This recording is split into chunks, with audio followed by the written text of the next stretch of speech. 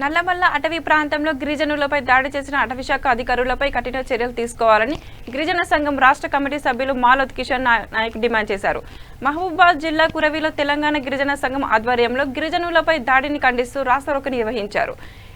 ఎండు కట్టెలు సేకరించడానికి వెళ్లిన వారిపై దాడి చేసి నిర్బంధించడం దారుణమని వారు ఆవేదన వ్యక్తం చేశారు. ఇష్టరీతిన వ్యవహరిస్తున్న రాష్ట్ర అటవీశాఖ అధికారులపై కఠిన చర్యలు తీసుకోవాలని డిమాండ్ చేశారు. చిత్రహింసలు రాత్రి 12 గంటల నుంచే ఇప్పటి వరకు చిత్రహింసలు పెట్టారు పోలీస్ అధికారులు, అదేవిధంగా ఫారెస్ట్ అధికారులు. ఇప్పటికైనా ఫారెస్ట్ అధికారులారా, పాలకులారా ఖబర్దార్. ఈరోజు మా గిరిజనులు అనేక మంది కష్టపడి ఈరోజు అడవులు నమ్ముకొని బతుకుతున్నాం.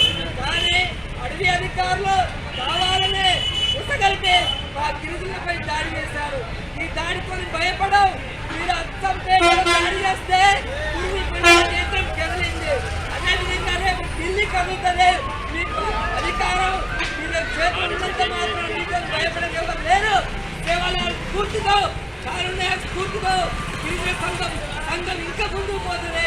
మా పైన దాడులు చేసినప్పుడు మిమ్మల్ని రానున్న కాలంలో ఓట్లతోనే మీకు బుద్ధి చెప్తామని చెప్పేసి చెప్తూ ఈ అవకాశం కల్పించిన మీ అందరికీ పేరు పేరున ధన్యవాదాలు. Thank you. గిరిజనుల పైన, ప్రధానంగా మహిళల పైన, ఒక మహిళను కూడా చూడకుండా 70 సంవత్సరాల ముసలమ్మను అచ్చంపేట అడవిలో, నల్లమల్ల అడవిలో అచ్చంపేటలో దారుణంగా పోలీస్ అధికారులు, ఫారెస్ట్ అధికారులు బట్టలు ఉడదీసి ఎక్కడ పడితే అక్కడ చాలా చిత్రహింసలు రాత్రి 12 గంటల నుంచే